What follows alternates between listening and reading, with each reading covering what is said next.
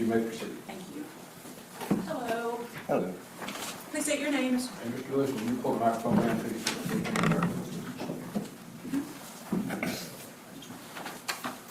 And Mr. Lewis, can you give your date of birth? January 8th, 1982. You're going to have to still get closer to that. Sorry. January 8th, 1982. Perfect, thank you. And then where do you live? 5143 Kingston Street, Southwest Texas. How long have you lived there? Since 2011, Okay. And are you currently employed? I am actually medically retired from the Army. Okay. And let's talk about your military service. When did you join the military? I joined the Navy originally in 2001. Okay. And how long were you in the Navy? 2001 to 2004, I think. Okay. And what did you do when you were in the Navy? I was just a regular propulsion engineer in the Navy. Okay. And then after you were you discharged honorably from the Navy? Yes, ma'am. Okay. And then what did you do after your stint with the military? Before the Army, I was just an at-home dad while my wife was still in the Navy. Okay. And then did you rejoin the Armed Services? Yes, ma'am. 2007. 2007? In what branch? Army. And how long were you in the Army? From 2007 to 2011. And then what did you do while you were in the Army? I was a chemical weapons engineer.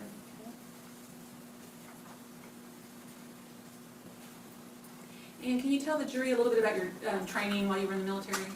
Which one, the Army or Navy? Well, actually, let's start with the Navy. Just all we did in the Navy, was just basically make sure the propulsion systems were working, and we basically propelled the ship. And then I was also went to a certain a sub school. I was an air conditioner or air conditioning technician, and on that job I literally sank the back end of a boat to let the Marines in, and then we refloated the boat, and that was pretty much my Navy career. Okay. And then while you were in the Navy, were you part of any operation, part of the United States government? Yes, I don't remember exactly what it was called. It was when we started bombing Baghdad, the shock and awe. Yeah. I was there for that whole entire thing for about a year. And then while you were in the Army, what training did you receive?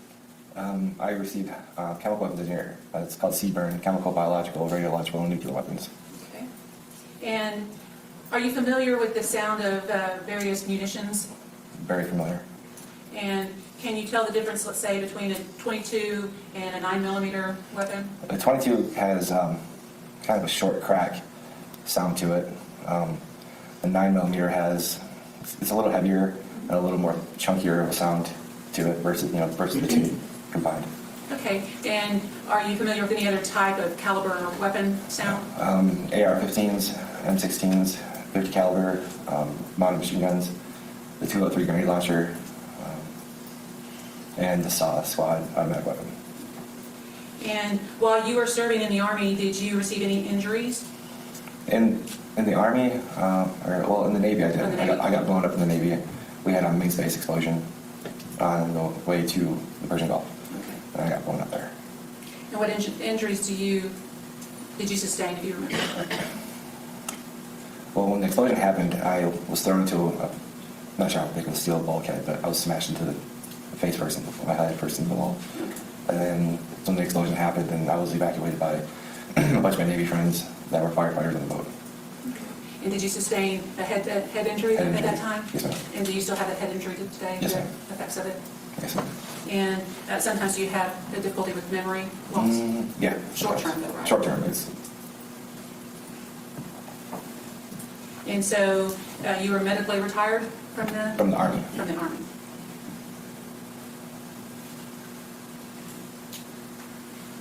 And then after you left, you were discharged from the Army. How are you employed? Just various types of jobs. I was a truck driver for a little bit. I worked at the All-Red unit there in Wichita Falls. Well, Isle Park, I'm not sure which city it But is. Wichita County, right? Wichita County, yeah. That was pretty much just different truck driving jobs. And you're married? Yes, ma'am. And what's your wife's name? Aaron Lewis. And she also served in the Navy? Yes, ma'am. And do you have any children? I have 3. Well, I have 1 biological and then 2 stepchildren, but I put it down as my biological children as they are. Okay. And what are their names and ages? My oldest is Evan Dorman. He's 19. Okay. And then Paige Dorman, who just turned 15 a couple weeks ago. Then my youngest is Aiden Lewis, and he just turned 13 earlier this month.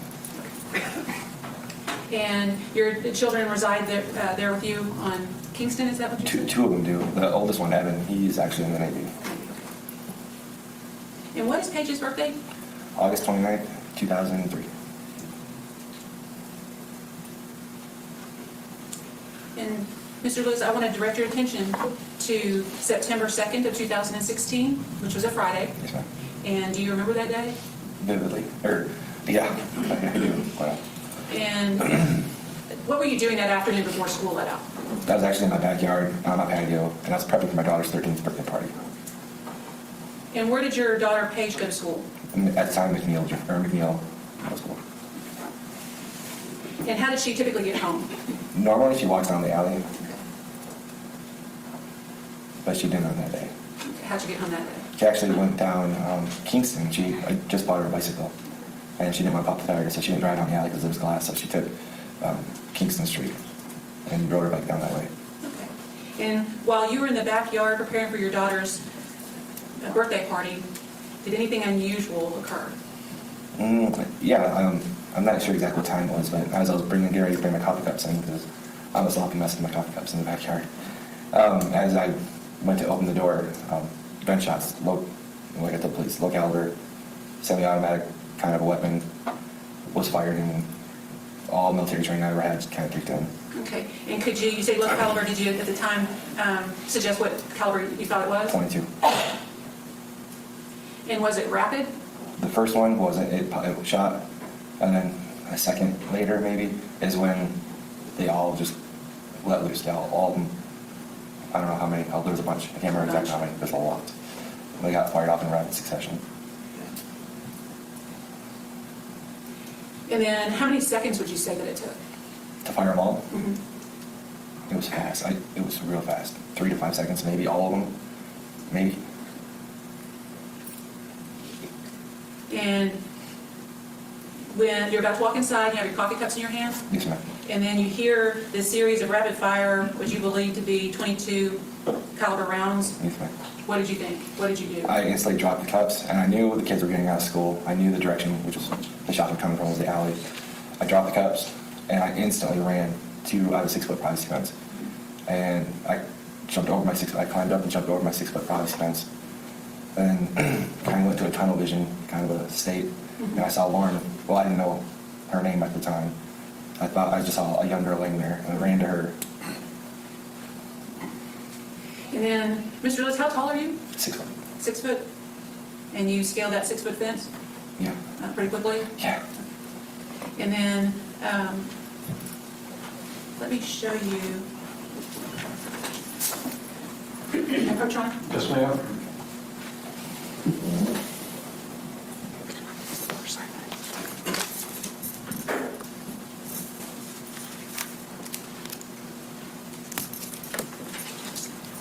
Let me show you what's marked for identification purposes as State Exhibit 4 and ask you if you recognize what's contained in that photograph. Those are my flip-flops. Okay, so it accurately depicts what it purports to depict, which you said are your flip-flops? Yes, ma'am. Okay, and is this your privacy fence or Yes, something? yes, ma'am. Okay, and this time the state would offer what's been marked as State Exhibit 4, which is previously provided to the defense. Objection. Stage 4 is admitted. And so you say in States 4 that that's your privacy fence, and then there are 2 flip-flops in the picture? Yes, ma'am. And those are yours? Yes, ma'am. And were you wearing them on September 2nd of 2016? Yes, ma'am. I asked if I published it. Yes, ma'am, you may.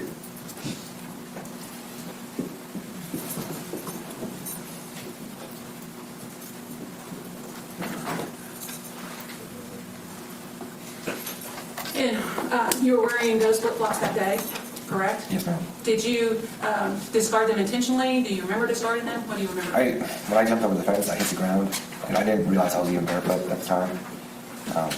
But later on, when I was actually looking for my shoes or my flip-flops, that's when I realized, oh, I was barefoot. And I did all that up over the fence. I hit the ground so hard that my flip-flops came off my feet. And I didn't realize that until after the police had arrived. And Do you have those flip-flops now? no. Do you know where those flip-flops are? Evidence. Okay. Because they were in the crime scene? Yes, ma'am. Okay. And then I'm going to backtrack a little bit, and you said you jumped the fence and you ran to a person, a young girl that you later found out was Lauren Landavazo. Yes, ma'am. And what did you see, or what did you do once you saw her on the ground? As I ran to her, after jumping the fence, I ran to her, kind of got like a tunnel vision. When I ran, I didn't look at no cars, everything was just kind of not there. And when I ran there, I didn't know if there was another shooter, I just knew there was kids. I saw a little girl laying there. And when I approached Lauren, the little girl at the time. And it's okay, you can refer to her as Lauren since you later learned who that Okay, was. when I approached Lauren, I noticed, it's hard. I know, let's take your time. I noticed that in what we refer to in the Army, when I was at the infantry, as the death glaze, or the death stare. Mm-hmm. Just a stare off into nothing. It was just... And what does that mean when you say the death stare? When a person's deceased, and there's no movement, and their eyes stop, and there's no movement, they just kind of stick where they're at. That's what we call the glaze, where they don't move anymore. They're just stopped. Is that what you saw? That's exactly right. Yeah, that's what I saw with Lauren. And once you saw that, what did you do or see next? When I got to Lauren, the military train kicked in, where I was supposed to, you assess the situation, see what's going on. Is there another active shooter? Are there other people wounded? Check the person that you come up on. And I noticed that I'm not a doctor, I'm not a nurse, I'm not an RN or anything. But with my training, I know when someone's gone. And there's signs you look for. One is their blood, like a massive amount of blood. Because the heart stops, it's not going to push the blood around. I didn't see much of any on her.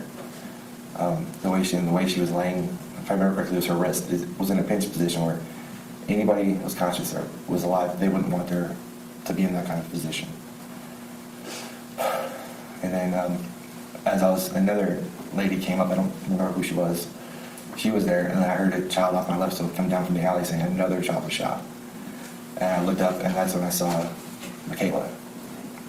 She was standing there. And I ran to her, and I laid her down. I think it was one of the other kids. I can't remember. It's okay, just what you remember. And then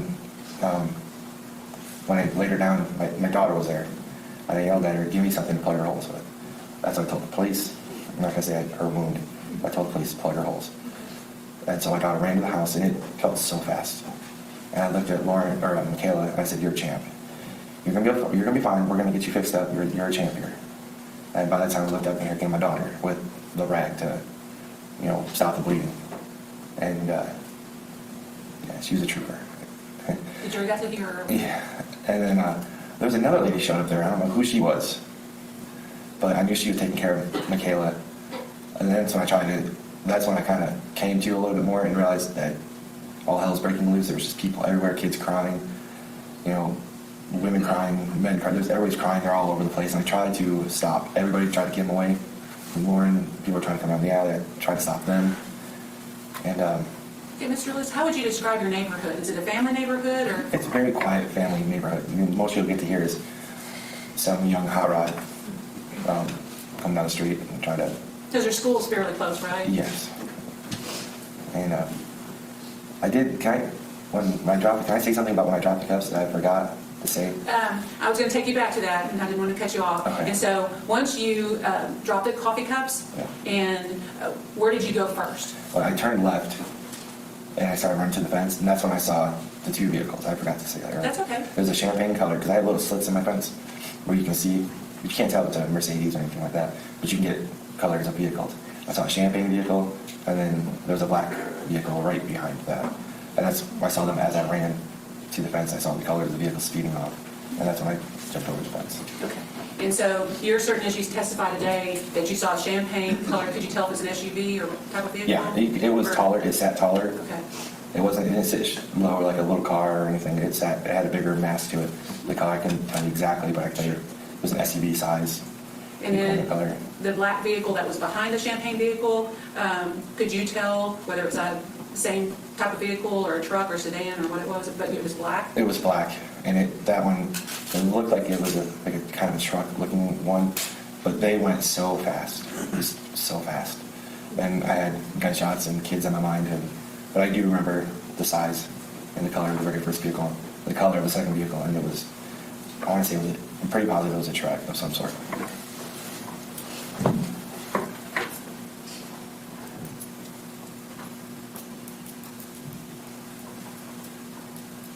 Do you remember the color of Lauren's eyes? Were they brown or a lighter color? You don't remember? That's There's perfectly so fine. much going on, I can't remember the color. Did you touch Lauren? No.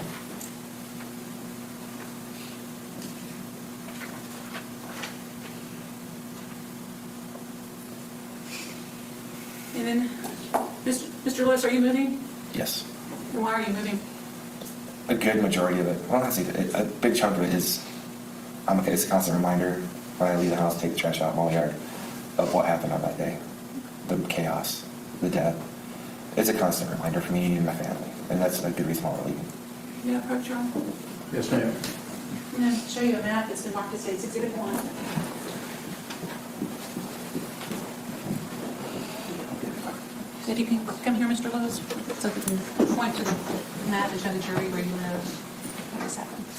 Yeah, good. Speak up to the point. Okay, I'm going to orient you. Okay, here's the McNeil Junior High, okay? And then Fowler Elementary. Yes, ma'am. And this is the map that you looked at in my office, in Yes, that ma'am. house, okay? And then we've had witnesses testify, this is the alley where a lot of kids walk down. Yes, ma'am. And then here's Trinidad Street. Can you show this jury where you live?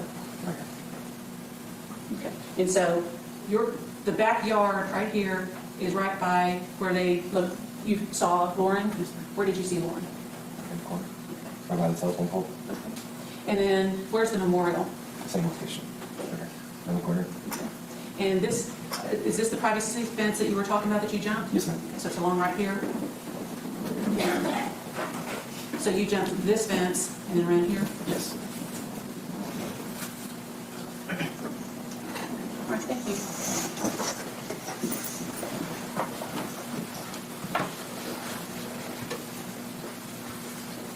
Mr. Lewis, is there anything else about that day that I haven't asked you that you remember?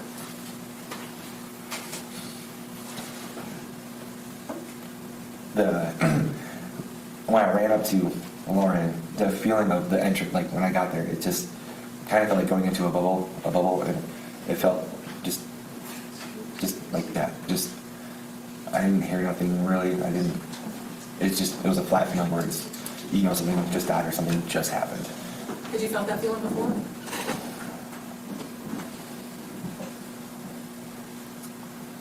I can't remember. It's okay, it's all right, I would pass the witness. Mr. Rasmussen? Thank you, Judge. Mr. Lewis, you said you dropped your coffee cup. Did your coffee cup break? Or did you set it down, or? I had 4 or 5 of them in my hand, and I just dropped them. My hands just dropped. Okay, And then I turned to go where I needed to go. okay. And you said you were in tunnel vision, and that was triggered by the shots Yes, sir. that you heard. And you've heard such shots before, and it makes a mental impression upon you. Yes, sir. And so when you were in that tunnel vision, because I understand tunnel vision sort of block out everything other than where you're headed. Is that Yes, a sir. fair description of it? Yes, sir. And you knew you had to go towards those shots and do what was necessary. Yes, sir. I knew the kids were getting out of school Okay. at that time. And then you jumped over the fence and you lost your shoes or your flip-flops on the other side, is that right? When I hit the ground, yes, sir. Now, I take it I guess Ms. Sheldon didn't ask you this, but you didn't take that photo, did you? That's a police photo. I didn't take any photos of it. Okay. No, sir.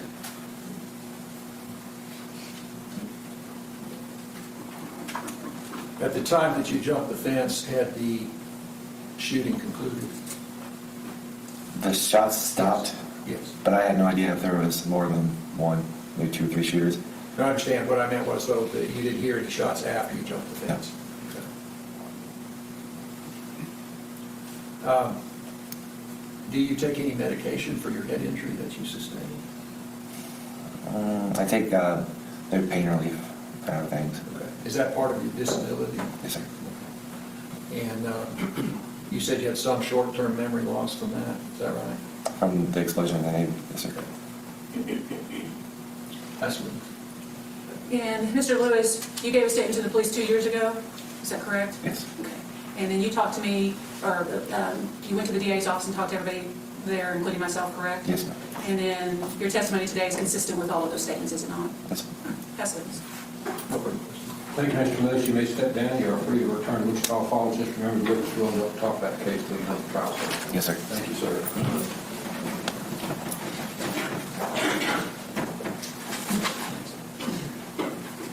This time the state will call Sarah Eisenhower, survivor.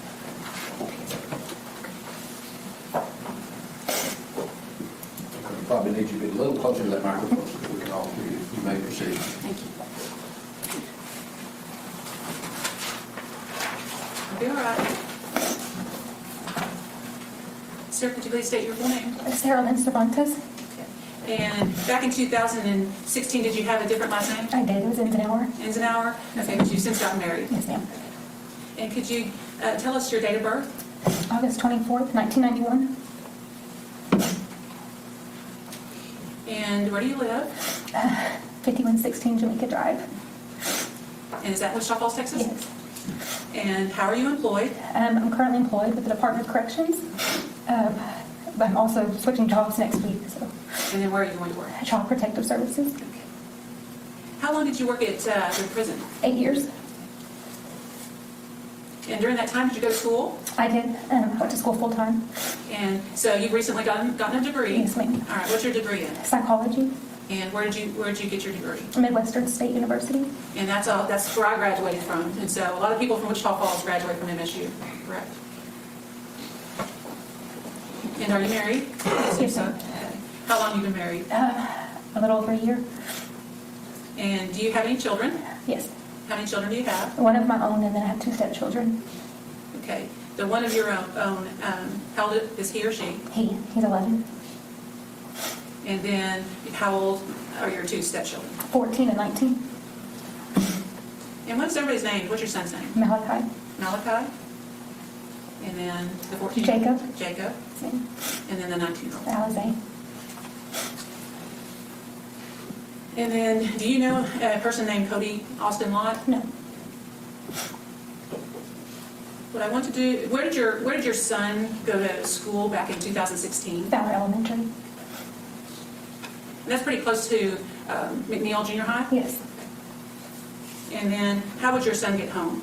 I picked him up every day. I'm going to direct your attention to September 2nd, which was a Friday, at 2016, and ask, how old was your son then? 9.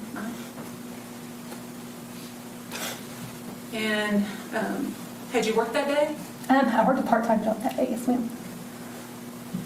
And was it just like any other day? Yeah. Normal day. And then, so did you pick up your son, Malachi, that day? Yes, ma'am. From Fowler. And once you picked him up, where did you go? I drove home, proceeded to drive home. And what route did you take?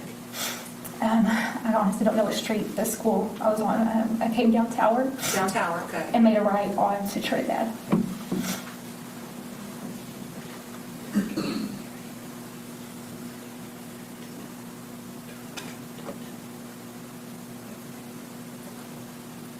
Remember when you were in my office, in the DA's office, and we had a map?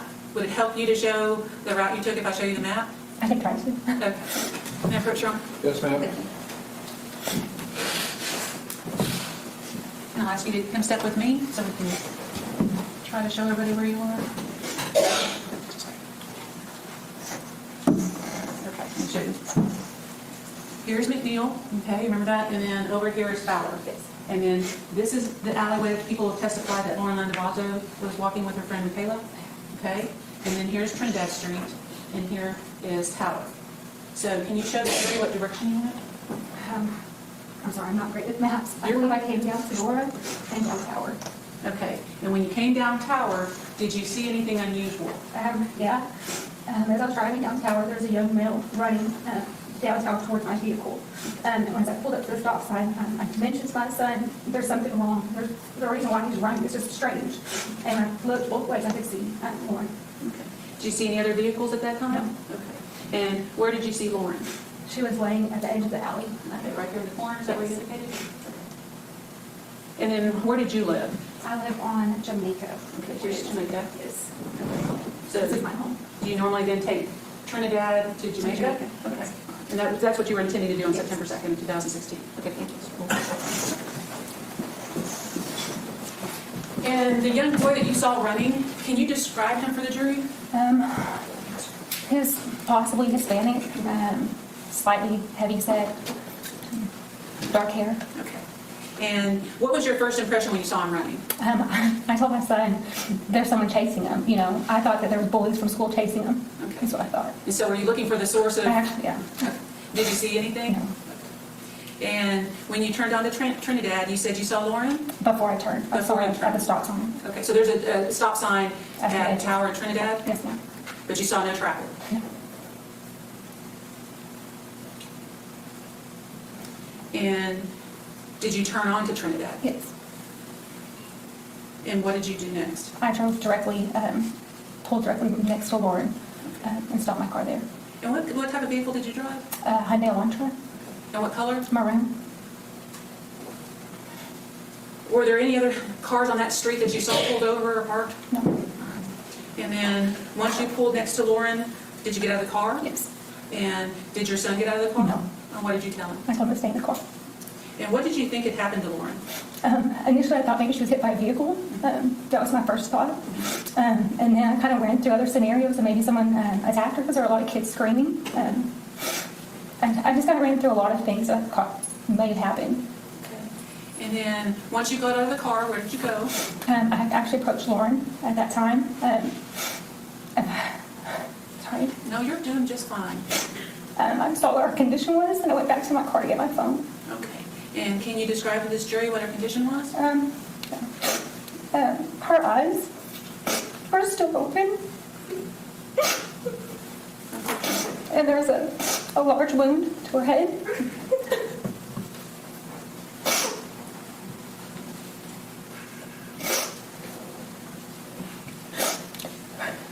She still had her binder wrapped in her arms.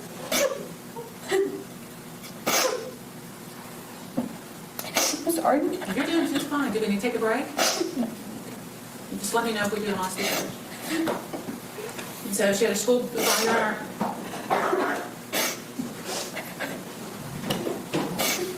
And she has the binder in her hand. Do you remember how she was holding it? She had it clipped to her body. Do you remember the color of her eyes? Yeah, they were bright blue. Did she say anything to you? No. Did you say anything to her? I asked her if she was okay. Did you think she was going to respond? Why is that, Sarah? I believe her already had passed at that point. And so you run to your car to get your phone. And what did you do with your phone? I called 911. And when you're talking to the 911 operator, are you giving that operator or dispatcher all the information that you had? I believe I had, yes. And were you giving that operator everything contemporaneously with what you were seeing and hearing? Did you try to perform CPR? No. Did you touch Lauren? I was asked by the operator to see if she was still warm, and I did. Okay, and was she? She was still warm at that time. Were you under, and this seems a silly question, but I have to ask some of these questions, but were you under an excited emotional state? Yeah. Did you at any time see Makayla? Yeah. And how did you come upon Makayla? Makayla actually began to walk from the alley towards my direction. And how did she appear to you? There was a lot of blood, and she was pretty distraught.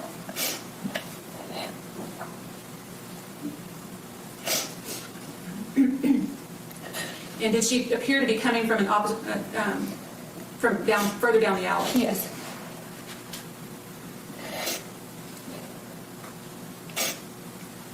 What did you know what had happened to Lauren? By that point, yes. And how did you know? Someone that had stopped with her shirt up and noticed the gunshot wound. Do you remember what Lauren was wearing?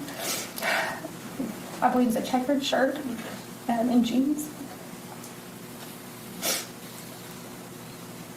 Did you place anything on Lauren? No. Do you remember a travel blanket? I remember one being there. Okay, what are you there? Okay.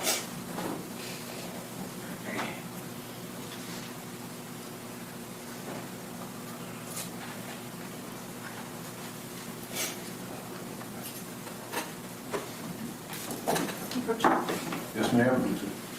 You should have looked at Mark Estates Exhibit 3. And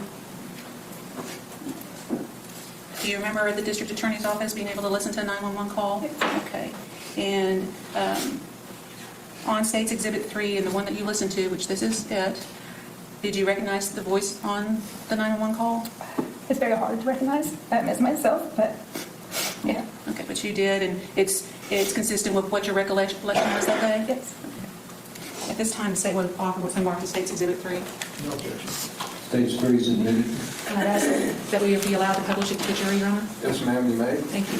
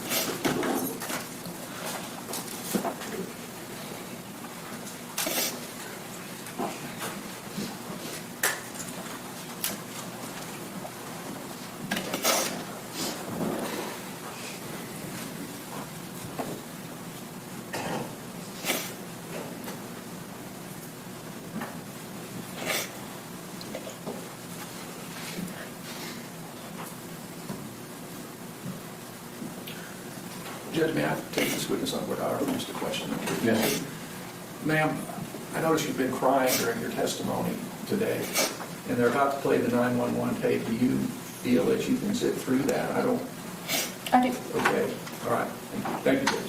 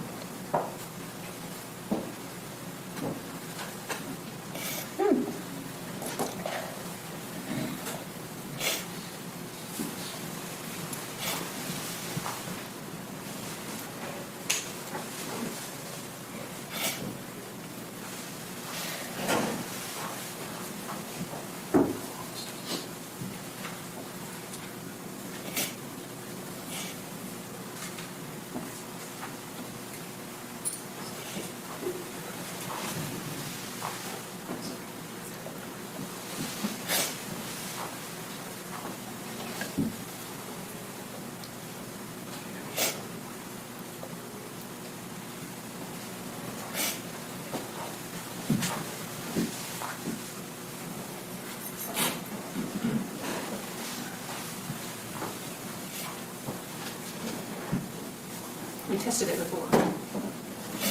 I understand that.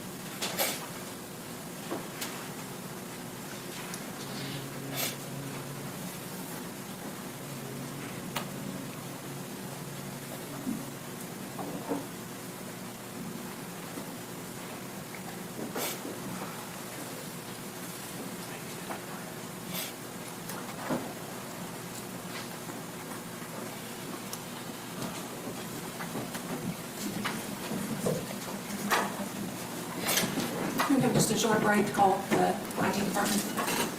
Let me ask the jury to step to the jury room, but the bailiff, please, will be in recess.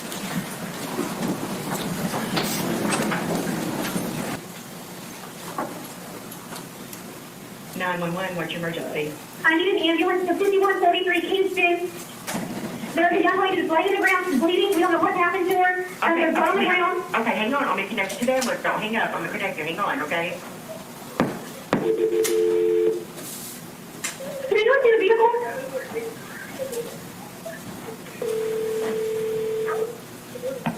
Ambulance, may I help you?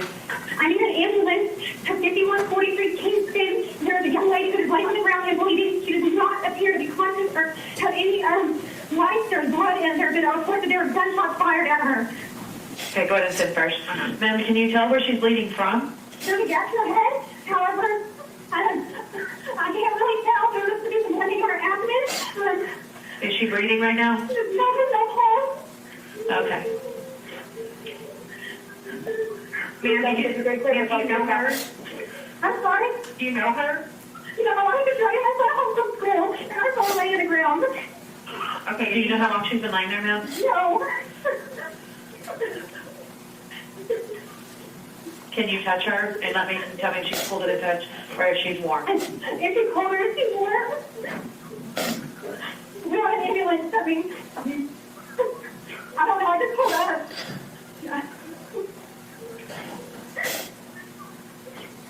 Ma'am, do you see her moving? No. You don't see her moving? Hello? I think she disconnected. She said 1541 Kingston Drive. 5143 Kingston. 5143. All right, you got PD headed over there? Yeah, turn around. All right, ma'am, are you still there? Yes. Okay, it's 5143 Kingston, correct? She won't be in the alley. Okay. Go The ahead. intersection. Okay, so Oh my God, there's another bolt of wounds. There's another bolt of wounds. where at? Where at? She's walking out. She was at the end of town. A gunshot went to the head. Okay, all right, just come down here with me.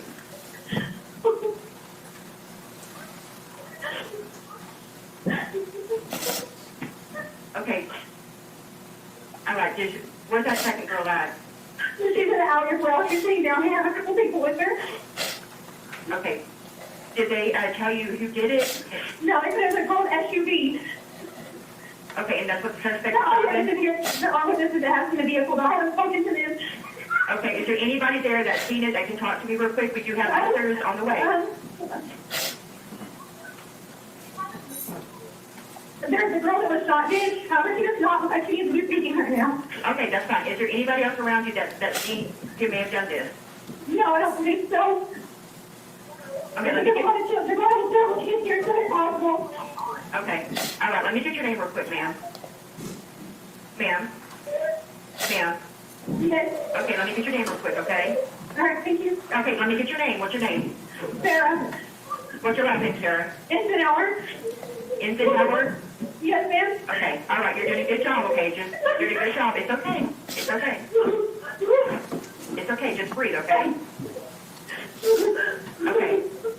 All right, Sarah, we have officers on the way. I'm going to stay on the phone with you until they get there, okay? All right, we have the fire department here. Okay, the fire department's here, okay. All right, well, we'll wait. Okay, we'll wait till the police get there.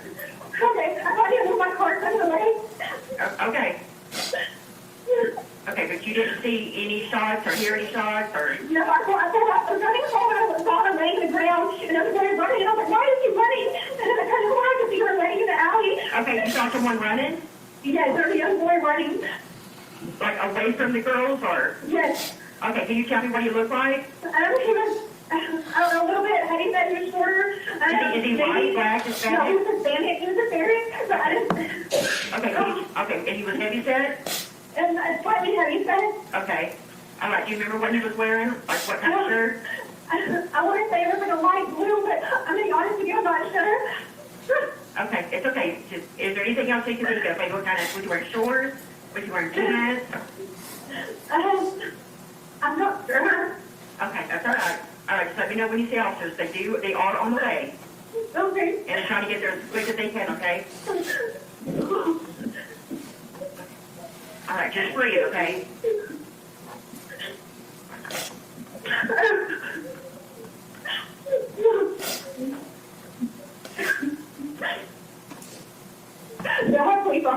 too. Okay, all right, so I'll let you go so you can talk to them, okay?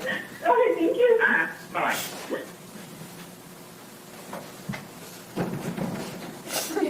Sarah, you, on the 911 call, you say it's a gold SUV.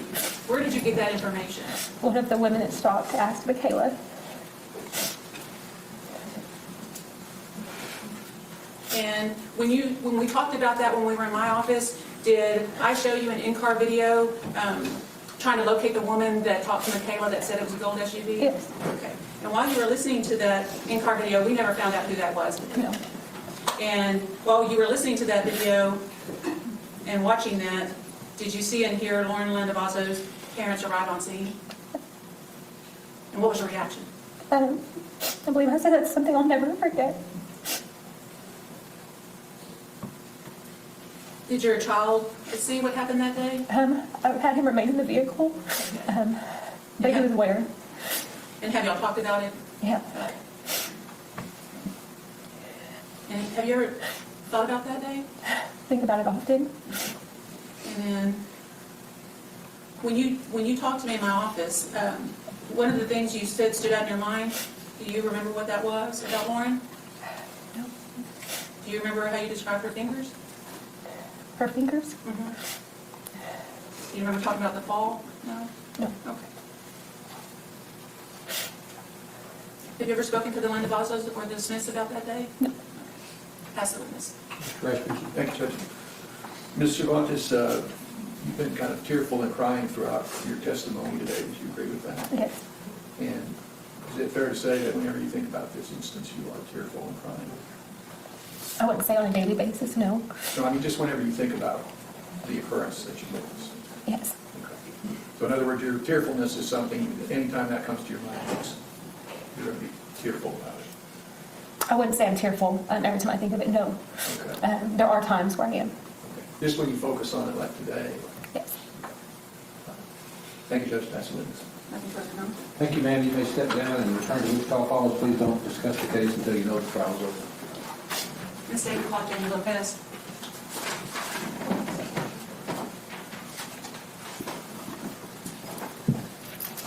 Once you're seated, you'll adjust that microphone so you can speak directly into it. You're supposed to. Great. That's good. Thank you. Go ahead. Please state your name. Jamie Lopez, Okay. And how old are you? 33, And what's your date of birth? 9/26/84, And where do you live? Wichita Falls, Texas. And are you married? I am What's your husband's name? Kody Lott. And how are you employed? I'm an RN at United Regional. And at one point, were you a registered nurse with hospice? I was, yes. And do you have any children? I have 4. And they're all daughters, aren't they? They are. Can you tell this jury their age and their name? Jaden, she's a rider, she's 14. Okay. I have Kinsey, she just turned 12. And I have twins that are both 11. Boy, you're bored, aren't you? Okay. And did you graduate in Wichita Falls? I graduated from Rider. And do you know an individual named Kody Lott? Yes. From everything. From everything. Do you personally know him? Have you ever met him? No. And Jamie, I want to direct your attention to September 2nd of 2016, which was a Friday, okay? Mm-hmm. And what were you doing that day? I've been at work, and we were getting ready to go see another patient, and we had a little time to kill, and so she said I could go leave to pick up my kids that day, and so I had picked up the girls, and I was going to take them back home and head back to work. Okay. And so at that time, were you working in hospice? I was with the hospice desk. And where did your girls go to school? Jaden and Kinsey were at McNeil, and Bella and Bailey were at Fowler. And who did you pick up first? Jaden and Kinsey, they get out first, so I went to McNeil, got them, and then swung back around at Fowler and picked up my twins. And what street do you live on? I live on Lindale. And so you in fact picked up your girls. Mm-hmm. And when you left Fowler, what streets did you take? It's Tower, and then you take a route on Trinidad to head to my house. So I just turned right onto Trinidad. Is that a common path that you took? Yeah, every time I pick them up, that's the way I go. And so that was around, what, 3:30, 3:20? What time? Yeah, probably 3:20ish. Both schools let out about 3 o'clock? Yeah, it's about the same time. The twins got out a little later, so. But And as you traveled down Tower and then on to Trinidad, did you see anything unusual? when I turned onto Trinidad, I saw, first noticed a lady standing at the corner, kind of hysterical, waving her hands, and I saw a girl laying in the alley, in the opening of the alley. So, I mean, I pulled over to see, what had happened and if I could help and do anything.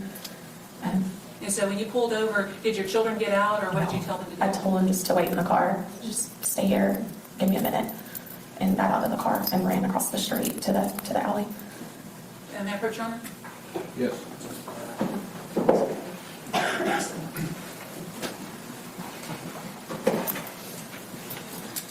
I'm going to show you what's been marked for identification purposes as State's Exhibit 1, and it's the map that you looked at in my office, okay? And if you'll come sit with me.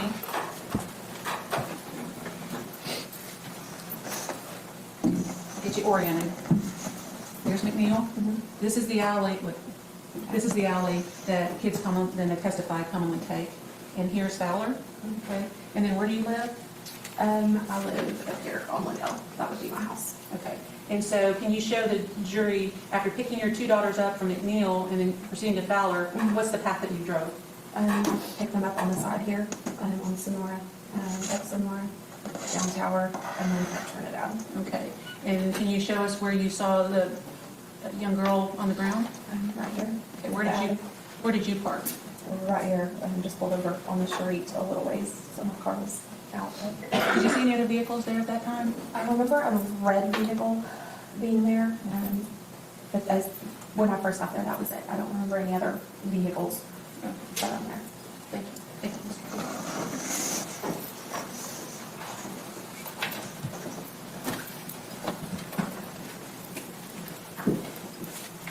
Once you got out of your vehicle and approached, what did you see? I saw her laying in the alley. She wasn't moving. Jennifer was, I knew the lady that was standing next to her screaming. I knelt down to try to help her to see if she was okay.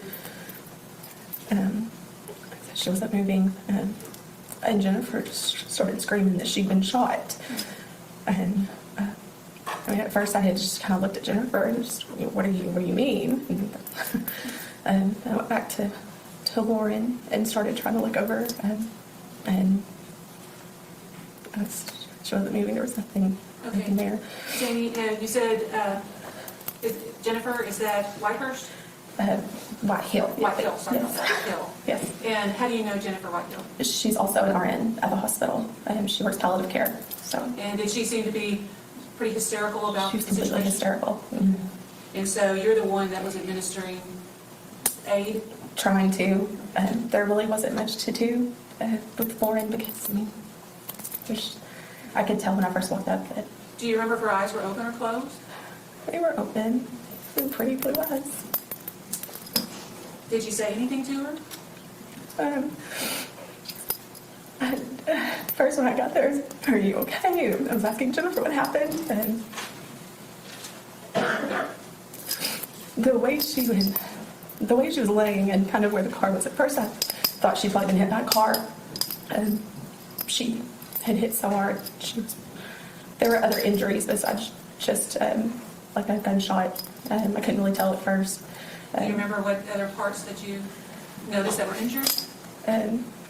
The main thing I noticed was her fingers were broken and the way she landed. I don't think there's anything else. And then when you looked into her eyes, what was your thought? She's gone.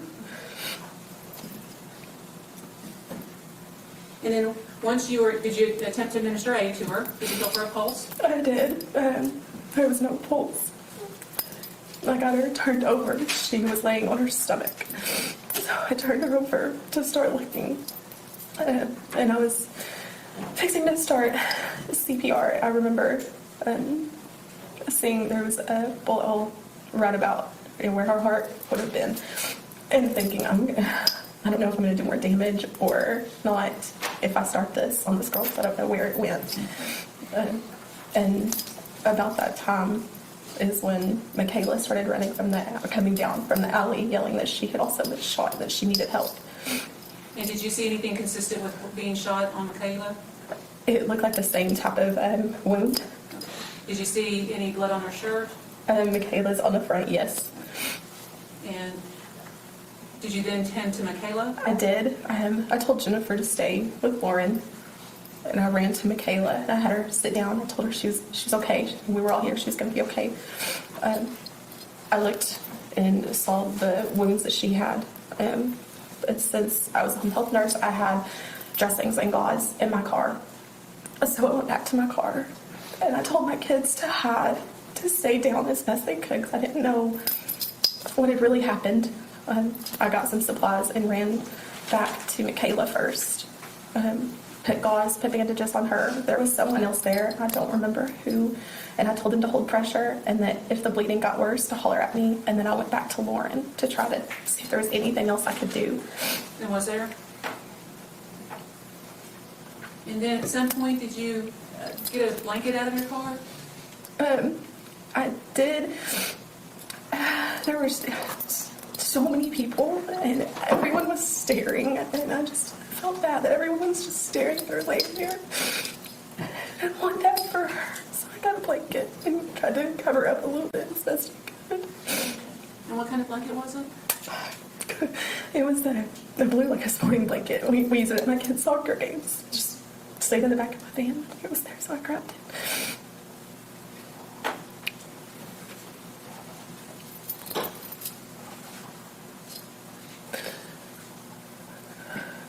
Did your children see what had happened and what you were doing? They did. Do you remember seeing them? Yeah, I mean, I would randomly glance over, and of course, they weren't staying down. They were watching. And have you had any talks with them about what they saw that day? Mhm. Several times, and especially lately again. Go ahead, pass the witness. Thank you, Judge. Ms. Lopez, I think you said, were you working for hospice at that time? Yes, I was working for hospice. And hospice is located over by Ryder It High is. School. And you got a Tarrant County jury here, just to reiterate. Ryder High School and McNeil Junior High and Fowler Elementary are all in the same general neighborhood of Wichita Falls, is that right? Yes. And I don't know, but you may know since you work there, does Ryder get out at the same time as the other schools? They do. Because they all kind of get out. So at that point in time, we had 3 major schools emptying their doors with All children. letting. And you said there were many people there watching, and that was one of the reasons that you took the action you did, is that right? Mhm. Did you, were you there when the ambulance came? I was. I started describing to, it was the first responders, firefighters, and what I knew. And then, once they removed everybody from the scene, you didn't go with them, you just went home or went on? Or I stayed. you gave your statement to the police then? Yes. That's what. You said you stayed. What happened with your girls? They were stuck in the van. I mean, they were in a crime scene. They couldn't go anywhere. I got a hold of my husband, and he tried several different ways to get to them, to get them out. And finally, a police officer, my husband grabbed a police officer and said, "My kids are in there. Like, I've got to get to my kids." And they came to get me, and we were able to open my van door and run them to my husband, where they jumped in his vehicle and he took them home. But he came back to stay and be with me until I was released. Were you on scene when seemed to be a second series of gunshots? Yes, ma'am. Okay. Can you describe that scene for this jury?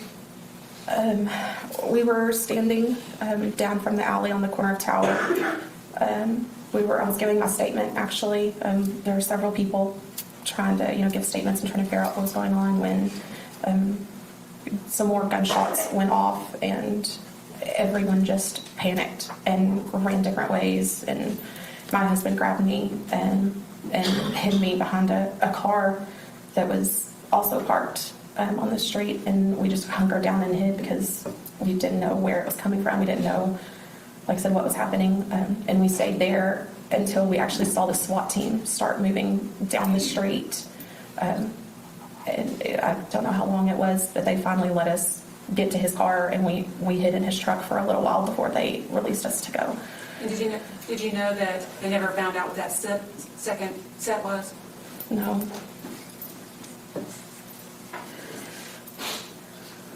And were you aware that September 1st is the start of dove season? Yes. Okay, thank you, Pastor Lewis. You don't know what different types of gunshots from? Okay, thank you. Pass it. One last question. Okay. And are there some vacant fields around there, and there's some land fairly close by, is there not? There's some. Mhm. All right, Pastor Lewis. No further questions. Thank you, ma'am. You may step down and return to Wichita Falls, please, on top of that 15 month trial. State call Dr. Fred Langner.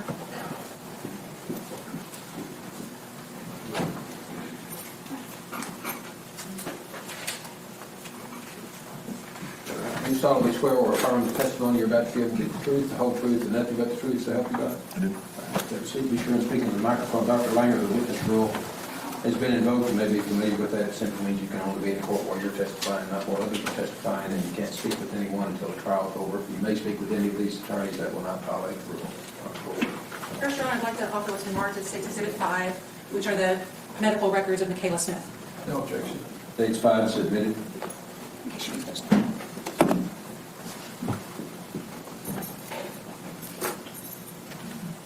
Dr. Langner, could you please give a brief summary of your educational background and training? I went to medical school at the University of Texas Medical Branch in Galveston. Did my surgery residency there as well. I've been in private practice for about 35 years. And what is your occupation? I'm a general surgeon. And in fact, you've been my surgeon, just so that everybody knows, correct? Correct. Okay. And what city do you currently practice medicine in? Wichita Falls.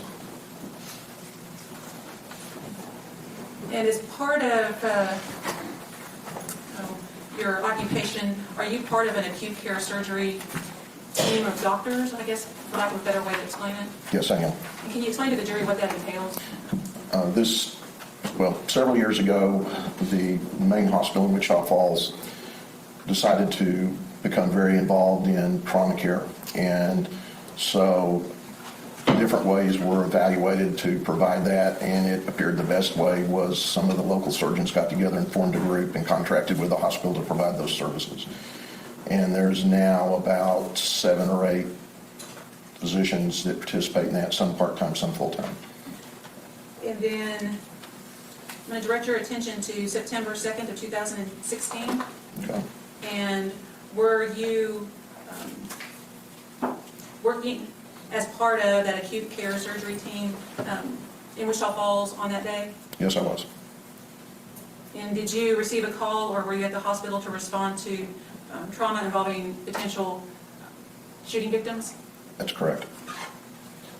And once the victims arrived, what state were they in? There were 2 victims.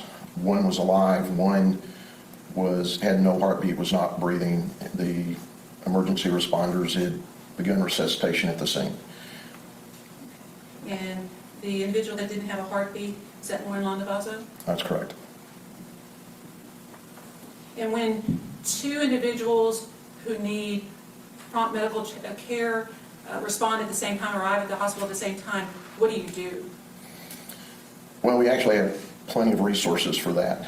In this situation, there are several emergency room physicians in the emergency room. I happen to be in the emergency room, and I immediately went to the other victim because she was alive and had potential life-threatening wounds that we could correct. And one of the emergency room physicians took care of Lauren. And once I'd completed evaluation of Makayla and figured that she did not have life-threatening injuries, and while we were waiting on further workup, I went over and assisted the emergency room physician.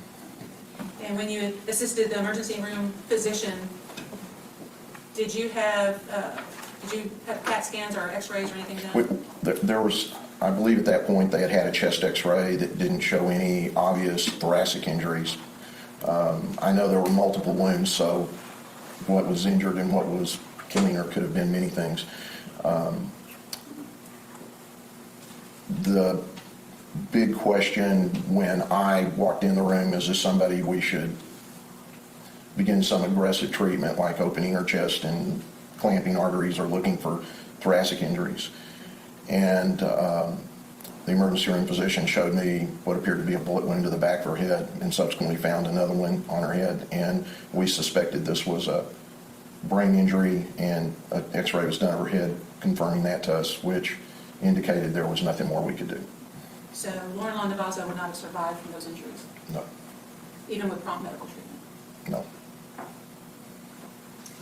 And then with regard to Makayla Smith, what were her injuries? if any? She had wounds to her chest that basically involved her right breast. There's what appeared to be a wound into the breast, out of the breast, and then back into her chest wall. And would you describe that injury as bodily injury? Yes. Okay. Did you do surgery? No. And why did you not do surgery? There was really no indication. Fortunately, this was not a life-threatening injury, and there was no active bleeding or anything that would require an intervention. And so the bullet fragment stayed inside of her, contained inside of her body. That's correct. And then at some point in the future, could she have surgery to remove the bullet? If it's bothering her, it could be removed. Okay. And that's where she would set up a surgery and just have an elective surgery? Correct.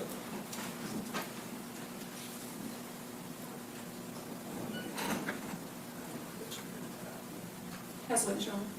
Dr. Langer, has Makayla Smith remained under your care? No, she is not. And is it fair to say that many gunshot wound victims still retain the lead that enters their body? That's fair. And you went to, in medical school, you went to UT Medical School at Medical Branch of Galveston, is that right? That's correct. Thank you. Pass the witness. Many gunshot wound victims retain the gun fragments inside of their body. If you could have elective surgery, let me give you a hypothetical. If you've been shot by a stranger and your best friend killed, would you recommend psychologically that that bullet remain inside of that child? That might be a little bit out of my area, but I think that would be an indication to remove it if that was disturbing. That's what it is. You're not a psychiatrist or a psychologist, correct? Correct. Thank you. Pass the witness. Any further, Your Honor? Thank you, Doctor. You may step down and return to Wichita Falls. Please don't discuss the case till you know the trial's over. Very good. Thanks.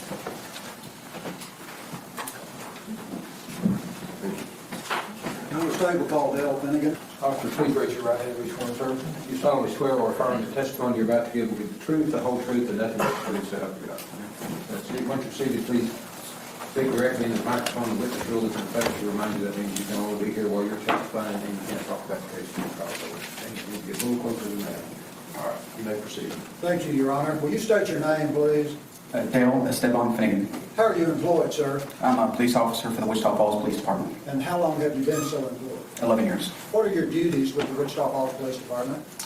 Patrolling around the university area, enforcing penal code, state statutes, traffic code.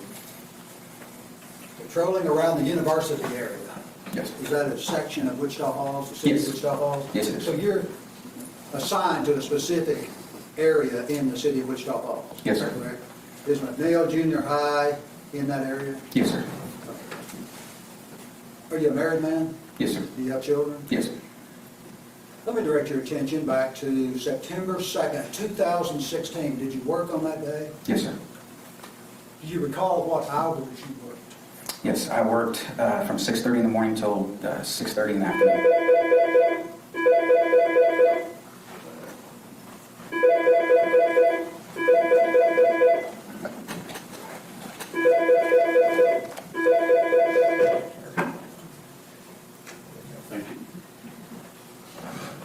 You worked a 12-hour shift that day. Yes, sir. Did you actually work longer than that? Yes. What happened to cause you to work longer than that 12-hour shift? I was dispatched around right before 3:30 that afternoon for a shooting across from McNeil Junior High. So, were you working a solo unit at the time? Yes. Were you told where to go upon arrival at that shooting scene?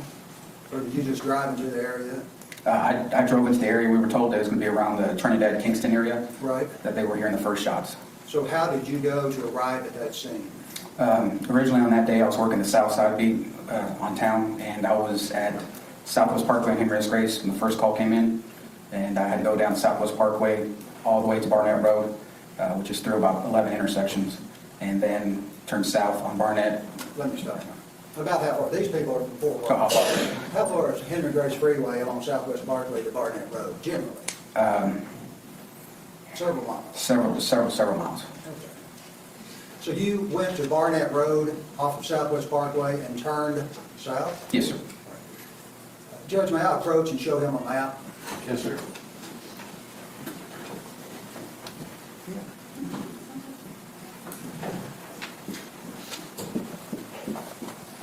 Officer, will you step down, please? She's going to stand the map up here, and I want you to point out to the jury, please.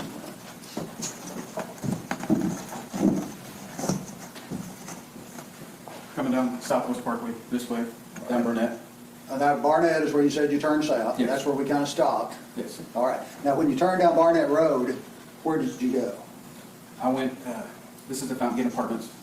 Fountain Gate Apartments? Yeah, it's a major complex right across from McNeil Junior High right here. There's this alley that runs along the north end of it. I went all the way down here. That's where I stopped. All right, so there's an alleyway. Do you know if school children walk down that alleyway? Yes. Have you seen them walking down that alleyway? Yes. Do you live in this area? I don't personally live in there. Oh, but you've seen school children Yes. walking there? All right, I'm probably in the way. You say you stopped somewhere. Where did you stop? Approximately 30 feet or so away from the street on Trinidad, and in the alley, right here between Tower and Kingston. Why did you stop you were in a police car? Yes, sir. Why did you stop there? I stopped there due to the two young ladies, one that was already laying in the alley right here getting worked on by the Wichita Falls Fire Department, and the other young female that was laying here by a telephone pole. All right, so you had one young lady relatively close to your vehicle Yes, sir. being treated, Yes. and there was another young lady further down being treated. Is that correct? At the time when I originally showed, the younger lady that was by the telephone pole farther away from me was not at the time being treated. Okay. But someone arrived later and Yes. started administering some kind of medical care to her. Yes. What did you do when you stopped your police car there, where you shown the jury you stopped? What did you do?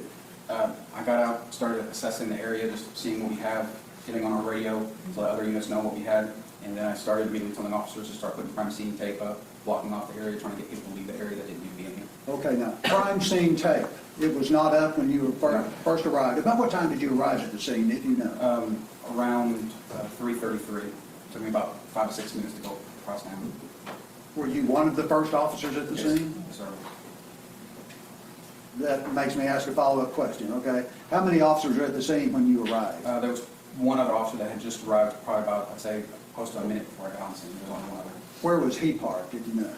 I do not remember where his vehicle was at. I know I was the main one that was parked in this alley. There was other officers parked on Trinidad itself, trying to block Tower and blocking Kingston. The cars were blocking the streets.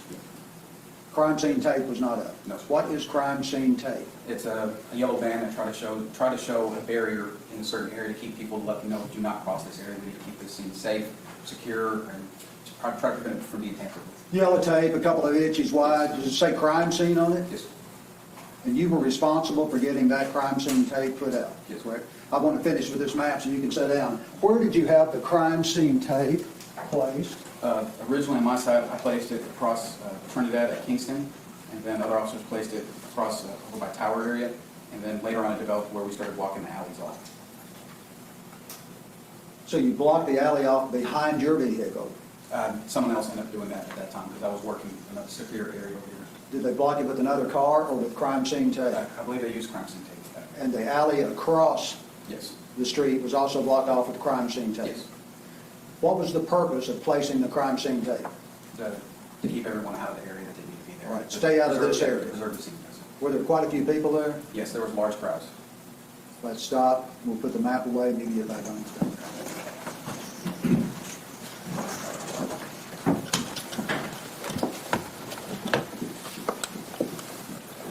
When you stopped your car, I assume you got out Yes, sir. and walked where? Did you walk straight ahead? Yes, I started walking straight ahead towards the first young lady that was being worked on, and another officer in that area, and then I walked past her, going towards the other young lady that was laying down on the ground by the street. Would it be fair to say you were pretty busy out there? Yes, sir. Quite a few hours. Yes. Did you talk to witnesses out there? Yes. And did you direct them to investigators or? Yes, I did. We started gathering some of the witnesses that were coming and talking to us, giving information, and moved them to one side of the roadway. Was that a part of your responsibility? Yes. You're a patrol officer, Yes, sir. and you're trained, part of your training, I know you do hundreds of things, is when you arrive at a crime scene, if it's a major crime scene and there are a lot of people around, you start trying to locate witnesses. Is that what you Yes. did? Yes, sir. And then you told them where to go or who they needed to talk to? Yes. Did you get their names also? Yes, sir. When you exited your vehicle and started walking down the alley toward where it intersects with that major street, were there few or many people there? There were many people, a lot, running around. Because crime scene tape had not been put up yet, right? Yes, sir, So exactly. people can just walk through there, and they were walking through there. Would that be fair to say? Yes. How would you describe that scene when you arrived and until the crime scene tape was put up? It was very chaotic. Chaotic. In what way? A lot of people were screaming and yelling, running around, a lot of people on their phones, people trying to figure out what's going on, especially since it was in a neighborhood right across from a school next to a major apartment complex. It's just everyone was out just either looking or running through or something going on, checking to see if there was their child being involved. We've heard some testimony. There were people crying out there. Did you see people crying? Yes. Old people, young people? Yes. Were you able to make any recordings out there? Yes. What type of recordings? Audio and visual from my patrol vehicle that has a camera that's mounted inside that digitally records. How does that system work? You say it digitally records? Yes, either by activating a button to record or by turning on my emergency lights. I wear a body mic, and Do you have your body mic on now? no, I do not. Okay. But your body mic will also activate the car. Yes. The car camera, the car audio. Yes. How did you activate your equipment that day? The audio and the video? Whenever the call developed into where they actually had victims on the ground for the shooting, I went what's called code 3, which is lights and sirens, to the scene, and as soon as I turn the lights on, it automatically turns the camera and the audio on to record. When did you activate your lights? Around the Taft area on Southwest Parkway. So you were recording at that time? Yes. Until you got to the scene, and then the recording continued? Yes, sir. You had mentioned something about video, and I've said something about video. I'm not a technical person, okay? I don't even know if they do video. I may be the only one in the courtroom that doesn't. Do you know if they do video still? Or if they call video the hard drive and other electronic medium, something like that? Yes, sir, they do. We have a server, basically, it's like a computer, and it downloads onto a hard drive in our vehicle, and then when we get to our station, it downloads from the car to a server to store it. So when we say video, I used to mean videotape, and I think that's still used for that, I don't know. But you can actually see something that's recorded electronically, right? Yes. Your car works real good with that? Yes, sir. How long will it record? Each vehicle has about 7.4 gigabytes worth of space. I don't know how long that entails as far as how many hours or anything else like that, but it's quite a bit of room. Quite a few hours? Yes. How long were you out there on September 2nd, 2016? I'd say roughly six plus hours. Did it record all that time? No, I ended up turning it off when the scene ended up being safe and investigators were working it and there was nothing else to record at that time. I ended up turning it off. What time did you turn it off? I would say close to 50 minutes to maybe an hour after it was initially on scene. Okay. How do you, well, after you record something, how is that recording removed from your vehicle? Just whenever we pull back onto our police department parking lot, it automatically, I guess, through Wi-Fi, it downloads to the server itself. Something sucks all that information out and stores it somewhere, is that right? Yeah, yes, sir. And then you can look at it later and see, hey, that's what was recorded. Yes, sir. Have you done that on other occasions? Yes. Does your car accurately record these things? Yes. Where does the camera point in your car? It points forward and it only records in one direction, only where the camera's facing. So if you're parked in that alley, what your camera is recording is what is toward the end of the alley. Yes. Perhaps the girls receiving the treatment, Yes, sir. people walking by, but it doesn't record something in back of you or on the side. No, sir. Can you turn the camera around to record something? there? Yes, yes, you can. So you can turn it, what, north, south, east, and west? Yes. When you recorded on September 2nd, 2016, which direction did you record? It's facing forward. Have you been able to view, even today, a portion of that 50 minutes to an hour tape? Yes, sir. Was that portion a true and accurate representation of what was contained on the entire 1 hour tape? Yes. 50 minutes to 1 hour tape. Yes, sir. Judge, may I approach the witness? Yes, sir.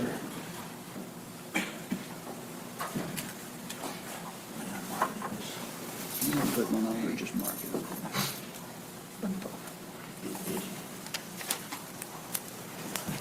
Thank you. May I approach the witness? Yes, sir. Officer, let me show you what's been marked for identification purposes. It's State's Exhibit Number 6. Can you identify State's Exhibit Number 6? Yes, sir. Okay. Really what I'm asking you to do is identify what's contained in State's Exhibit 6, okay? State's Exhibit 6 is a sleeve, right? Inside that is what? The in-car video, an in-car video from my car. Is this the one you looked at earlier?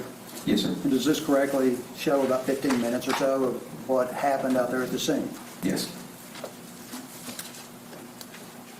Judge, at this time, the state will offer into evidence State's Exhibit Number 6 and its contents.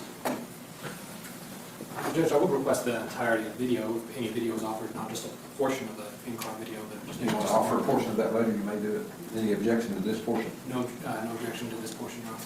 Submitted. Thank you, Judge. I'll tell you what.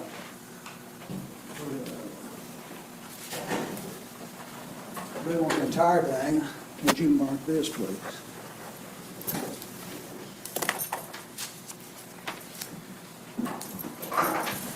May I approach the witness? Yes, sir.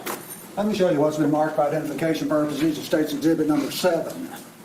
Can you identify that and its contents? Yes, it's going to be a recording of my in-car video. Of the entirety of the in-car video that day? Yes, sir. All right.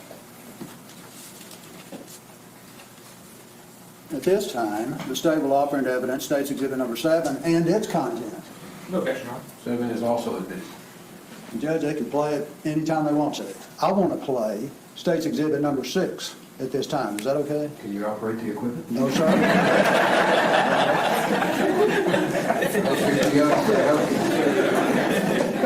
This is not the first time you've embarrassed me in a courtroom, This Judge. may not be the last.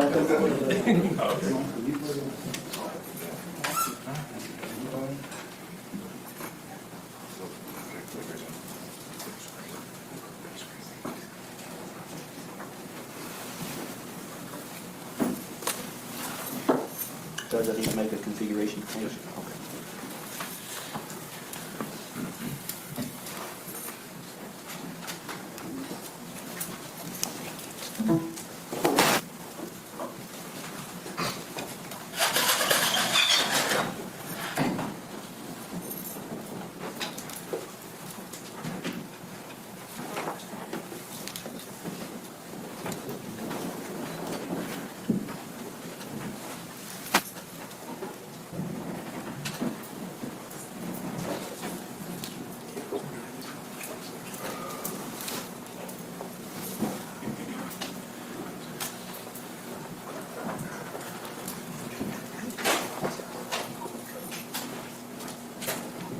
There you go.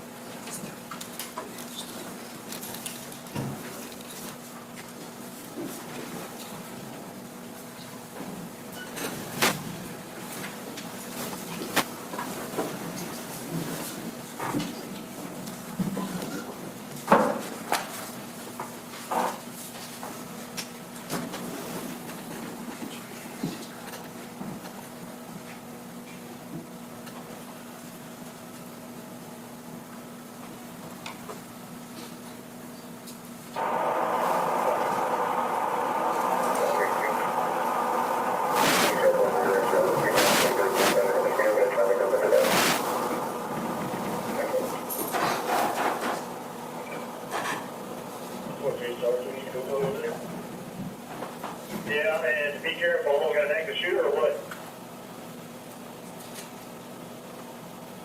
Outside 3 ready.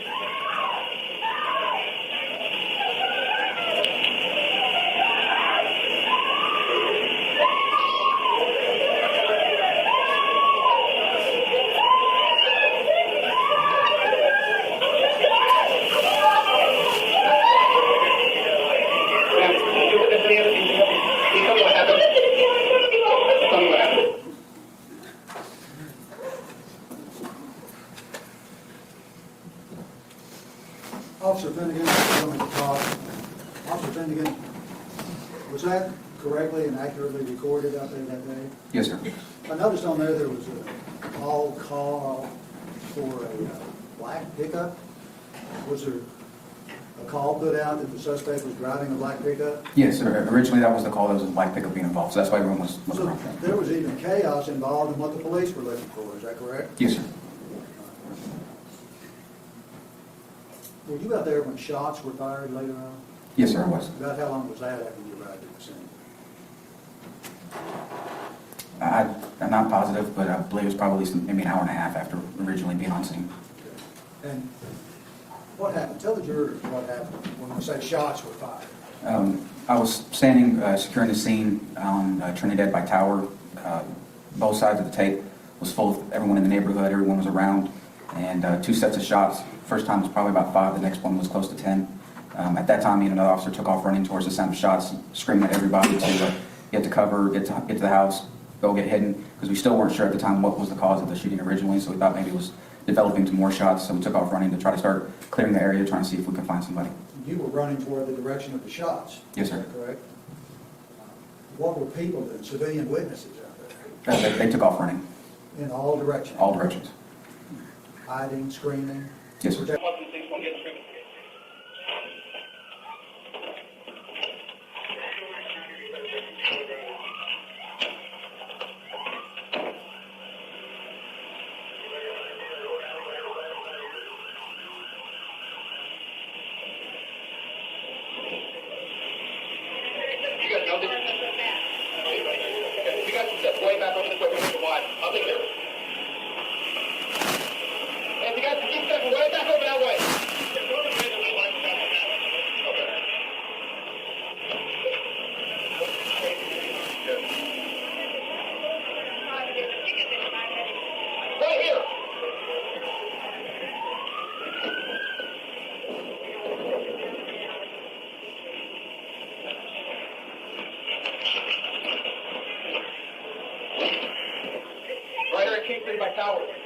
Screaming going on.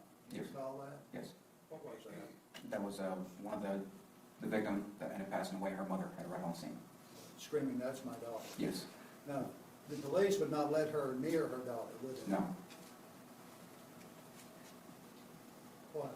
At that time, we still have an active crime scene, and then AMR started, which is our ambulance crew, went to go start performing on her, start working on her. So at that time, a lot of times, relatives will get in there and start hindering what's going on. I think you told me something earlier today about that scream. What did you say? It just sends chills down your spine. It just... Every time you hear it? Every time. Sometimes you think about it when you don't have this on, and it Yes. sends a chill down your spine. Yes. Why is that? It's a parent grieving for the loss of their child. I'm a parent, and you just feel for them whenever that happens, so. Thank you. I believe that's all I have. Judge, just so you'll know, I've got State's Exhibit number 7 lying up here in its entirety of this thing. That's all I intend to play. I'll pass it. Cross-examination. Thank you, Your Honor. Officer Finnegan, let me just start with those other shots, just to be clear, were never linked in any way to the original shooting. No, In fact, there was some discussion about bird hunting season or something like that. I don't recall anybody discussing it at all. Now, you've been a police officer 11 years, you said? 11 years now. Is that just in Wichita Falls, or? Yes, just in Wichita. And so you've had a significant amount of training, I imagine, as to be a police officer. Yes, And you've probably, in your 11 years, seen death and injury before. yes, I imagine you've been at the scene of car accidents, yes, assaults, other gunshot incidents, and, yes, maybe even suicides. yes, And you've been on the scene for many, many tragedies, I imagine. yes, Now, you're testifying very calmly, and you appear to respond to the scene extremely quickly and professionally. You agree with me? yes, That you did so? As a police officer, I imagine you can't afford to let your emotions or bias cloud your judgment, correct. because you're often making extremely important decisions. Yes, sir. And if emotion or bias gets in the way of those decisions, it could affect your life or other people's lives. Yes, In dramatic ways. yes, And you're trained to set that stuff aside. yes, And it's hard to do sometimes. yes, it is. But you utilize your training in this case, and you secured the crime scene. I suppose first you made sure that everyone was getting treatment that needed treatment. Yes, initially I showed up in there, and fire department was working on one, AMR and fire department started working on the second one. So then your training kicked in and you said, okay, I need to secure this crime scene. Yes, And that's when we heard you talking about crime scene tape on a video.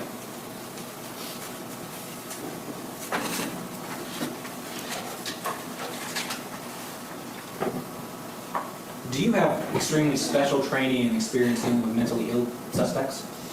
no, I don't have any advanced training in that at all. Does the police department train you at all? Yes. In mentally ill suspects? Yes. Can you tell me how much training they give you for that?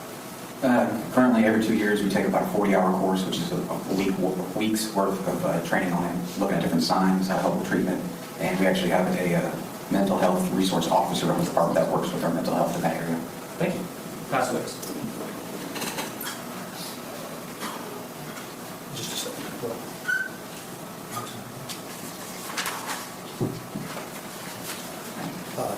I noticed on the tape, when you arrived, there were cars driving by and pickup or so on the street. Yes. So that scene had not been secured at that time. No. If there had been, hypothetically, you as a police officer, if there had been shell casings after guns fired, some of those shell casings could have been run over by some of those vehicles. Yes. Is that correct? Yes. Do you know if that actually happened out there? I don't necessarily recall. We'll have to talk to a crime scene search person Yes. for that, right? Yes. You have training in dealing with mentally ill people? I have some training, yes. Okay. What do you do if you arrest someone that's mentally ill? If they've committed an actual crime itself, violating the penal code for the state of Texas, we do take them out to the county jail. Only in certain circumstances where they've been completely diagnosed and there's no signs of them, no culpability or no right from wrong or anything else like that, then they'll go out to the state hospital to be evaluated by a doctor. The doctor releases them at that time, and we can take them out to the county jail. Or sometimes if they have a mental illness, you take them to the state hospital. Yes. That's what you're required to do, if they exemplify some kind of mental illness that Yes. requires treatment. Yes. Are all of you officers trained like that? Yes. So if someone's arrested and they exemplify mental illness, you are required by the Wichita Falls Police Department to take them to the state hospital. Not right off the bat, no. When? It only depends on the nature of the crime. Initially, sometimes some people might just try to hurt themselves, or some minor form of self-defense violence, pushing around. Just at that point, then we can take them safely to the state hospital. The state hospital, though, if they're too violent for that, at that point, they can go straight to the county jail. But our first resource, depending on the type of crime it is, we still take them out straight to the jail. Sometimes at the jail, we'll then send them to the state hospital if they exhibit certain behavior in front of the judge. What if you arrest someone for murder? Is that a violent crime? Yes, it is. Is that something you would take someone out to the state hospital for? No. Where would you take them? Straight to jail. or wherever you were told to take it. Yes. Thank you. I'll pass the witness. No further questions, Your Honor. Thank you, officer. You may step down and return to Wichita Falls, please, when discuss the case, so you know the trial will. Now, at this time, we'll call Kelly Collins. Did you get the truth, the whole truth, and nothing but the truth, so help you God? I do. Just have a seat. Ms. Collins, the witness room is respect. I know from previous cases, you understand the witness room. Yes, I do. Probably need to get pretty close to that microphone so we can all hear. You may proceed. Thank you, Your Honor. Will you state your name, please? My name is Kelly Collins. Ms. Collins, how are you employed? I'm a crime scene technician with the Wichita Falls Police Department. What does that mean? What do you do as a crime scene technician?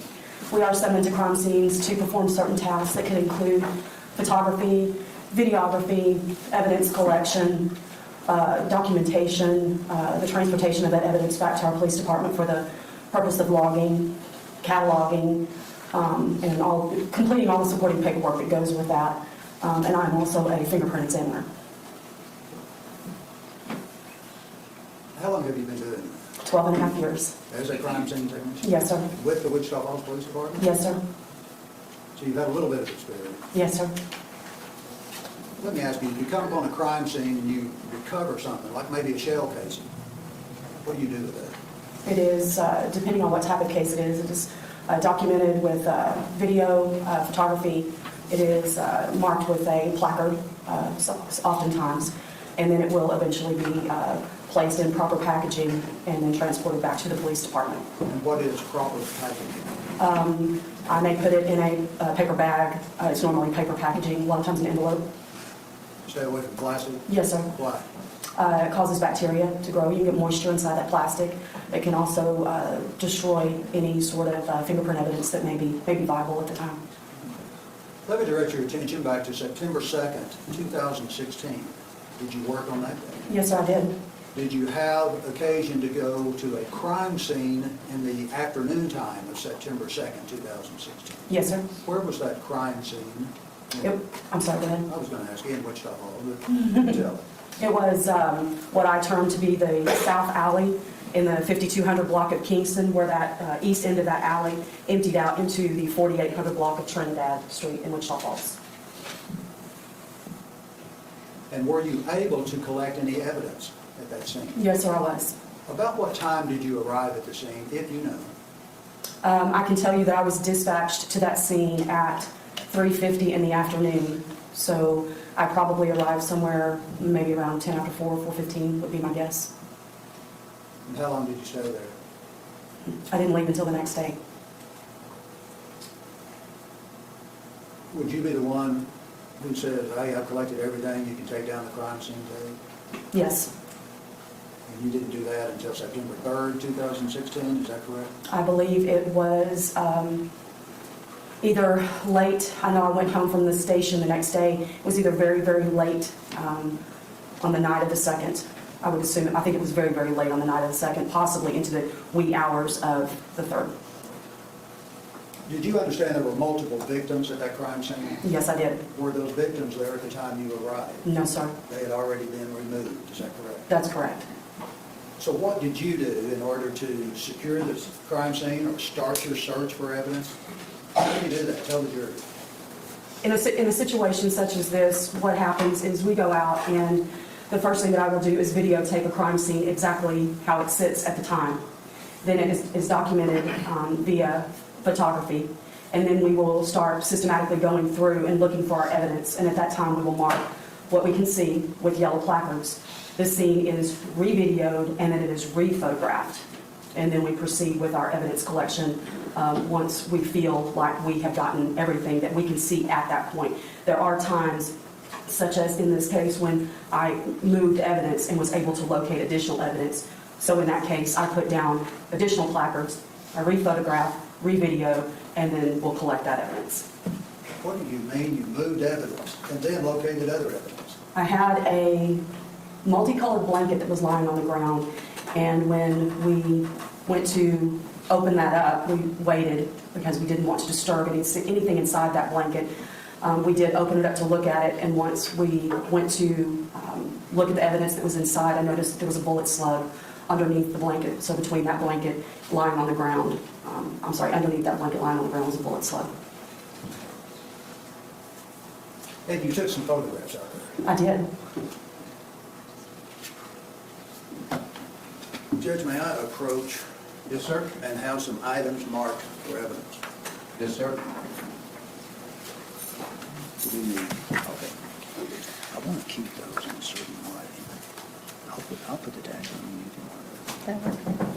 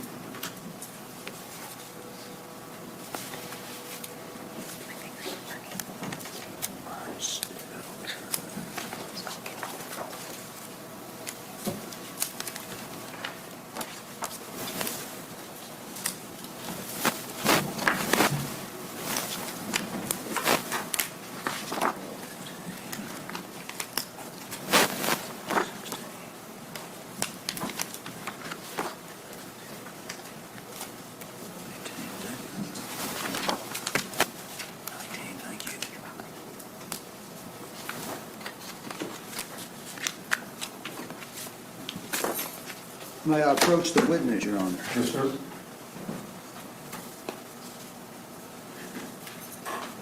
Ms. Collins, let me show you what's been marked for identification purposes. It states exhibit number 8, 9, 10. Judge, I'm not going to call out other numbers. I'm just going to say through 19 inclusive, if the court understands what I'm saying. Yes, sir. Would you look at states exhibits 8 through 19 inclusive and see if you can identify those exhibits?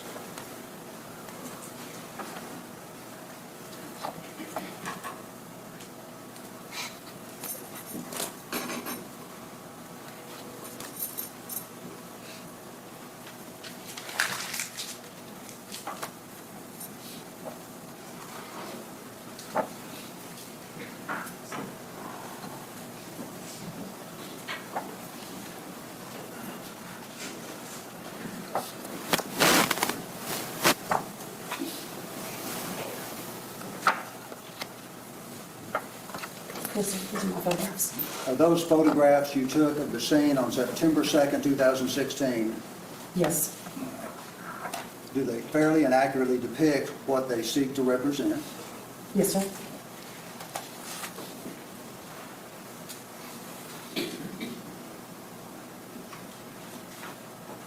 So that we'll know what we're talking about. You're talking about photographs, and I'm just going to put this over here on the other side of it, okay? Can you point out the area where these photographs were taken?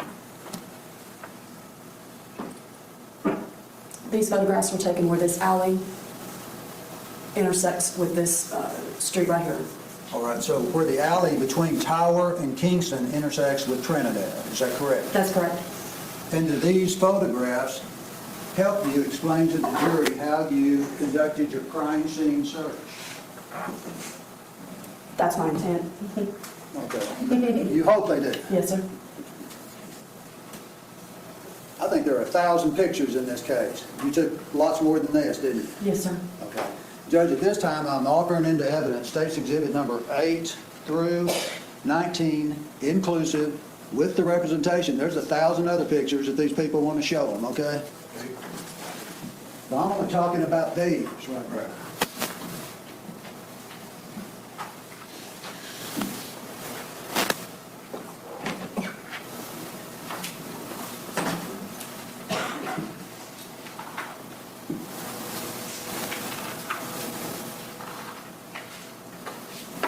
No objection, Your Honor. States exhibits 8 through 19 inclusive are each admitted. Judge, may I show these to the jury at this time? Yes, sir. What I propose, if someone's got a light up there, I'm going to show this and let her Yes, talk about it. Ma'am, let me show you State's Exhibit number, I can't even get it straight. 8. Can you see that? Yes, sir. What is that? Come on your way. That is a view of the alley where it intersects with Trinidad Street. I'm gonna try that. You're fine. Can you see? All right, what is shown in this picture, look at that. I'm sorry, go ahead. What is that? In the foreground, it's the blanket that was on the ground. Is that the way the blanket was when you arrived at the scene? Yes, sir. And the other item in the foreground is a binder, And that's this. item number B22. Okay, it's got a placard by it, right? Correct. That's what you talked about earlier. You put out a placard? Yes, sir. That's what you call it? Yes, sir. Is that what the name in the business? Yes, sir.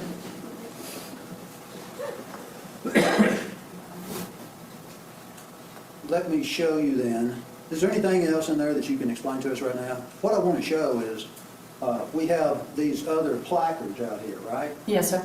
So looking from the alley outward into the street, you've set up other placards. Yes, Why?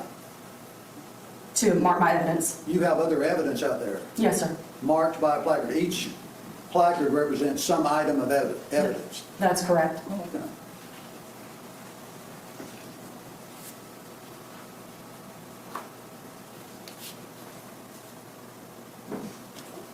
State's Exhibit number 9, what's reflected in this? It's basically the same evidentiary items, just from a different angle. You can see the travel blanket and the binder. I'm just sort of making my way around the scene. I'm looking more back to the north at this point. That first shot was looking more back to the east. All right. So the first one, we're looking out in the alley, and now we have a different view looking more in a northerly direction. Yes, And it sir. shows where some of your placards are out there. Yes, sir. What were most of these placards marking that are in the street? Cartridge casings. Okay, and I think I called it a shell casing earlier. You call it a cartridge casing? Yes, sir. Per my general orders. We'll stick with that. Let me show you. State's Exhibit number 10. What is that? That is the binder that was lying in the middle of the alley. It's blue and black in color. I could use that instead of my finger. So this is a close-up of it, right? Yes, sir. And you seized that binder, Yes, sir, I did. took it into evidence? Yes, sir.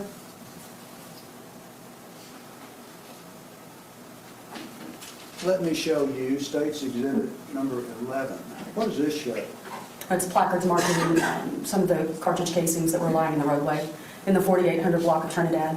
Okay, so we have 2, 3, 4, 5, 6, 7, 8, 9. That out there, that's looking north in the street, is that correct? That's correct. And those are cartridge casings? Yes, sir. The alley would be off to your left at this point. So each one of these placards marks a different cartridge casing that you found. Yes, sir. And you place the placard by it, then you come by and photograph it. I video it first. Now? It gets videoed first. Video. Yes, sir. And then you photograph, and then you collect. Correct. And to help us understand a little more, State's Exhibit number 12. This is a close-up of placard number 2. That's correct. And it's set by a, what, cartridge? Yes, a cartridge casing. Yes, sir. Can we call it a spent cartridge? No. That works for me. Okay. Just testing your orders. I don't know what they are. This one looks like it might be a little flattened. Yes, sir. What caused it to be flattened? Upon my arrival, I can tell you there were numerous vehicles in the roadway. I know there was a lot of emergency personnel at this scene. There are a lot of things that could have caused that damage. It was damaged upon my arrival.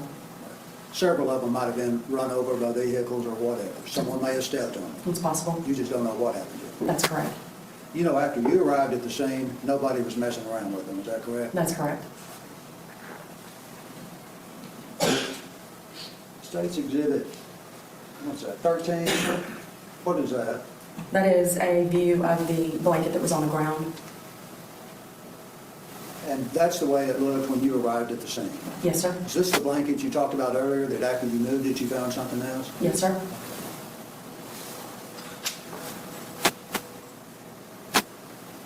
State's Exhibit number 14, what is that?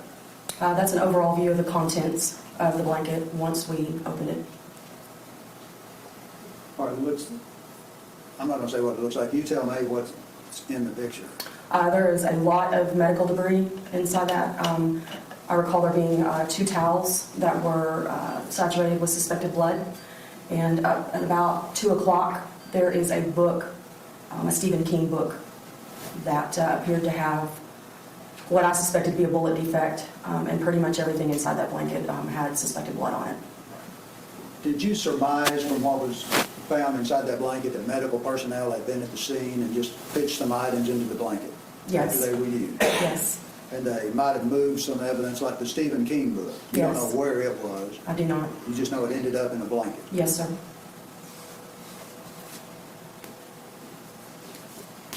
State's Exhibit number 15. Is this a close-up of the Stephen King book in the blanket? Yes. And you collected that? I did. State's Exhibit number 16. What does this show? That shows, it's a photograph of the scene after we added, I believe it was items number 30 and 31. I believe 31 was the bullet slug that was under the blanket. And I believe 30 is a metal fragment. Okay. You found a metal fragment, you recovered it, and let someone analyze it if they need to. It was turned in, submitted to the property room. Okay.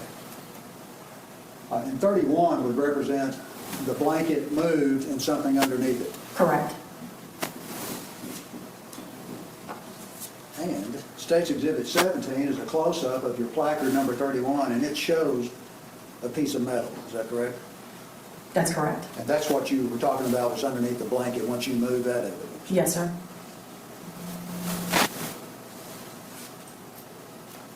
Now, the binder that was out there, let me show you State's Exhibit number 18. What is this a picture of?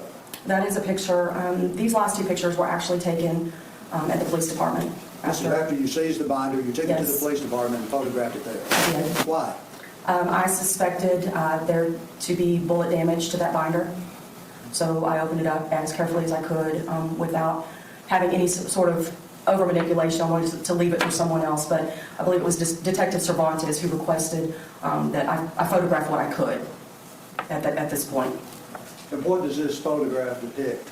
It is the binder open, and it appeared to me to have bullet damage.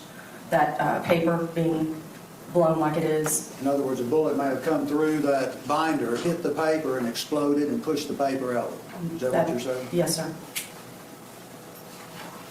Did you ever look for a bullet inside that paper? I did not manipulate those pages. All right, you just photographed it. Yes, sir. Then did you close the binder? Yes, I did. Which was the way it was when you found it. Yes, sir. Let me show you State's Exhibit number 19. Can you identify that? I suspected that to be bullet damage, a bullet defect as well. Is the binder still in property after it was seized, to your knowledge? I mean, does the state of Texas somewhere have that binder? I believe your office has it. Or you saw it within the past week even, is that correct? Yes. Does this bullet hole still show up on that binder? Yes. Okay.